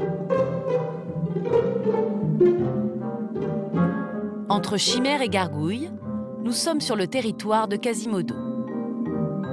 C'était bien lui, le sonneur du bourdon, la plus grosse et la plus précieuse cloche de Notre-Dame. Nicolas nous entraîne sur ses pas.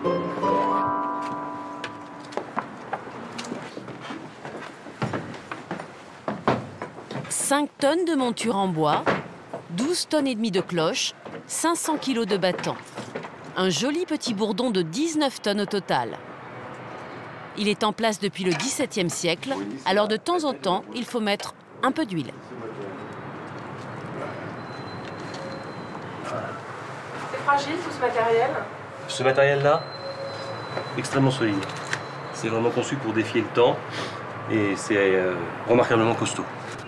Le métier d'Hervé et Nicolas est méconnu. Il porte même un nouveau nom depuis 4 ans. Nous avons choisi le nom de campaniste à mon grand regret parce que j'ai proposé le nom de clochard, ce qui aurait été beaucoup plus amusant et tout à fait réaliste dans la mesure où les clochards étaient les mendiants qui venaient donner des coups de main à Quasimodo pour sonner les cloches. Tout seul, Quasimodo ne pouvait pas actionner les 5 cloches. Pour ralentir l'usure du bourdon, régulièrement, il faut arrondir la boule du bâton.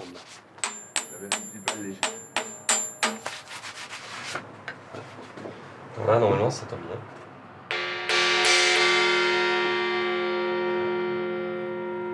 Ça sonne juste? C'est une très belle cloche, hein, de toute façon. Très belle cloche, un fa dièse un peu bas. Voilà. En raison de son grand âge, elle ne fonctionne que très rarement. Jusqu'à la limite. Une telle cloche ne doit sonner qu'à des moments très exceptionnels, sinon ça devient tout à fait classique et sans relief. Elle est utilisée pour un certain nombre d'événements comme la Libération de Paris, le 11 novembre, le décès du pape ou à des occasions très importantes. Les techniciens n'ont pas le droit d'avoir le vertige. À 15 mètres du sol, Hervé escalade les moteurs.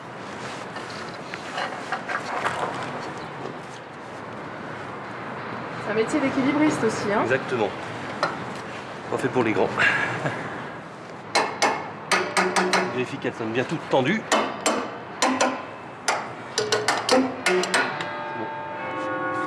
Ce sont les cloches d'à côté? Tout à fait, la tour nord. Depuis 1930, c'est l'électricité qui fait sonner les cloches de Notre-Dame. Avant, il fallait 8 personnes pour actionner le bourdon avec les pieds. Rien que de le voir se balancer, en silence, Nicolas est ému.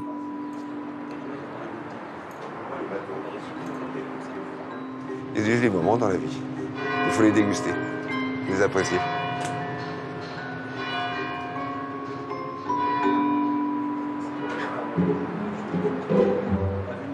Au cœur du bourdon de Notre-Dame, un voyage dans le temps et dans l'espace. Lorsqu'il sonne, on l'entend jusqu'à 8 km à la ronde. Sur le parvis, la file d'attente de touristes bat tous les records. Mais aujourd'hui, certains vont être déçus, car une fois par an, la cathédrale ferme ses portes pour un événement bien précis. Il faut partir de l'accueil, il faut emmener tout le monde vers la sortie. Nous allons fermer la cathédrale, monsieur. N'importe comment, dans 5 minutes, j'ai vu ça. J'ai vu. Merci à vous. Bonne Pâques. Merci, vous de même, monsieur. Merci. Nous sommes la veille de Pâques, la plus importante célébration religieuse de l'année. Une véritable mise en scène se prépare à l'intérieur et les employés n'ont qu'une demi-heure pour tout installer. Nous, on va tenir derrière et les gars, ils vont répondre. Il faut démonter la croix, un acte qui pourrait choquer les fidèles. Alors c'est loin des regards que les techniciens travaillent. Cette croix, elle était installée pendant les 3 jours où le Christ était au tombeau. Et donc là, c'est la résurrection. Donc on démonte la croix et on remet la croix flamboyante. Au fond de la nef, on découvre la croix dorée, celle que les fidèles verront tout le reste de l'année. La cathédrale est fin prête.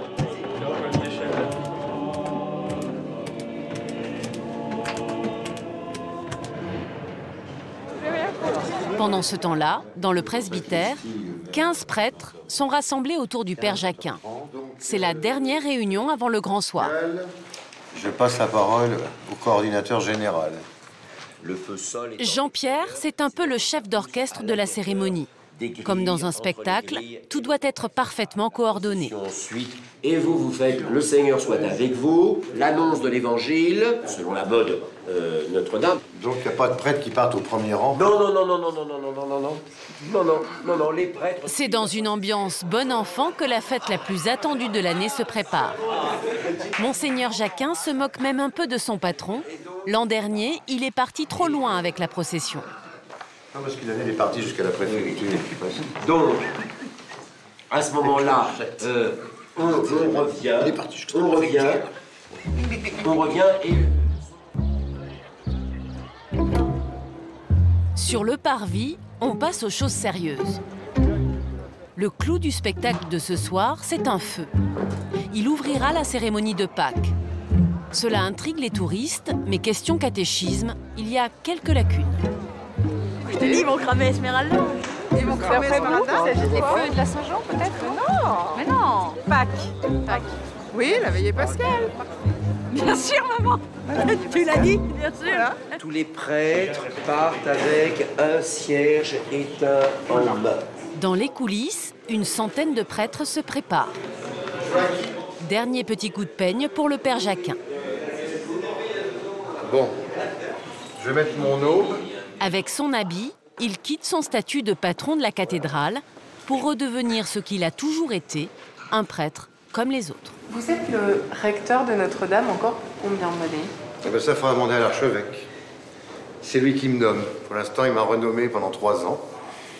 Donc, j'ai fait déjà 6 ans, c'est ma 7e année, et j'ai encore au moins 2 ans à faire, si Dieu le veut. Et puis, après, on verra bien.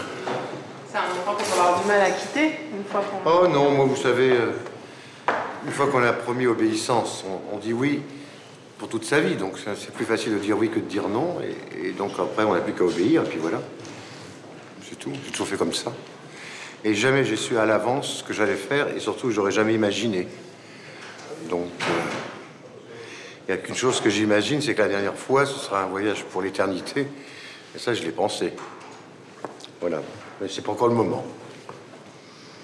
J'enlève mon portable parce que faut pas que ça sonne pendant la messe. Voilà.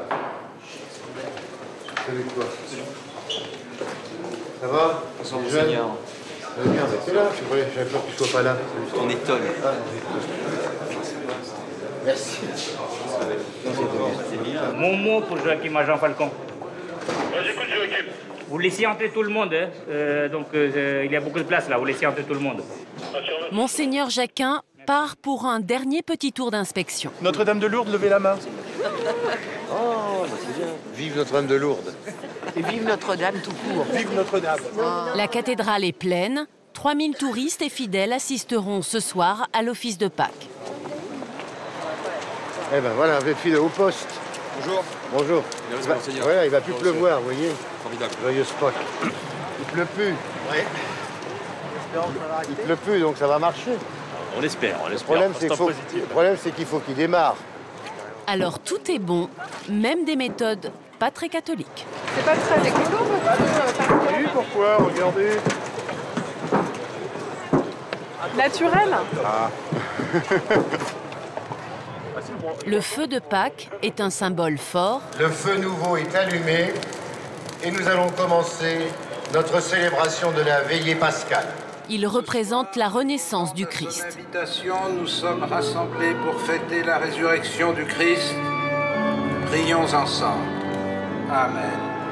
par ses saints. C'est Joachim qui allume le cierge pascal. Que le Christ Seigneur nous garde et nous protège. Amen. Cette flamme va se transmettre et allumer un à un les cierges des 3000 fidèles. Notre-Dame s'éclaire à la seule lueur des bougies, comme au temps de Quasimodo.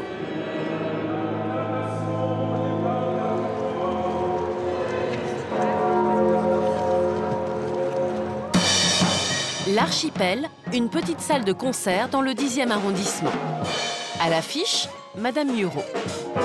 Pour un soir seulement, elle réalise l'un de ses rêves, monter sur scène à Paris. Mon rêve, ce serait d'habiter à Paris, pour apprendre le français. Mais surtout, j'aimerais mourir à Paris.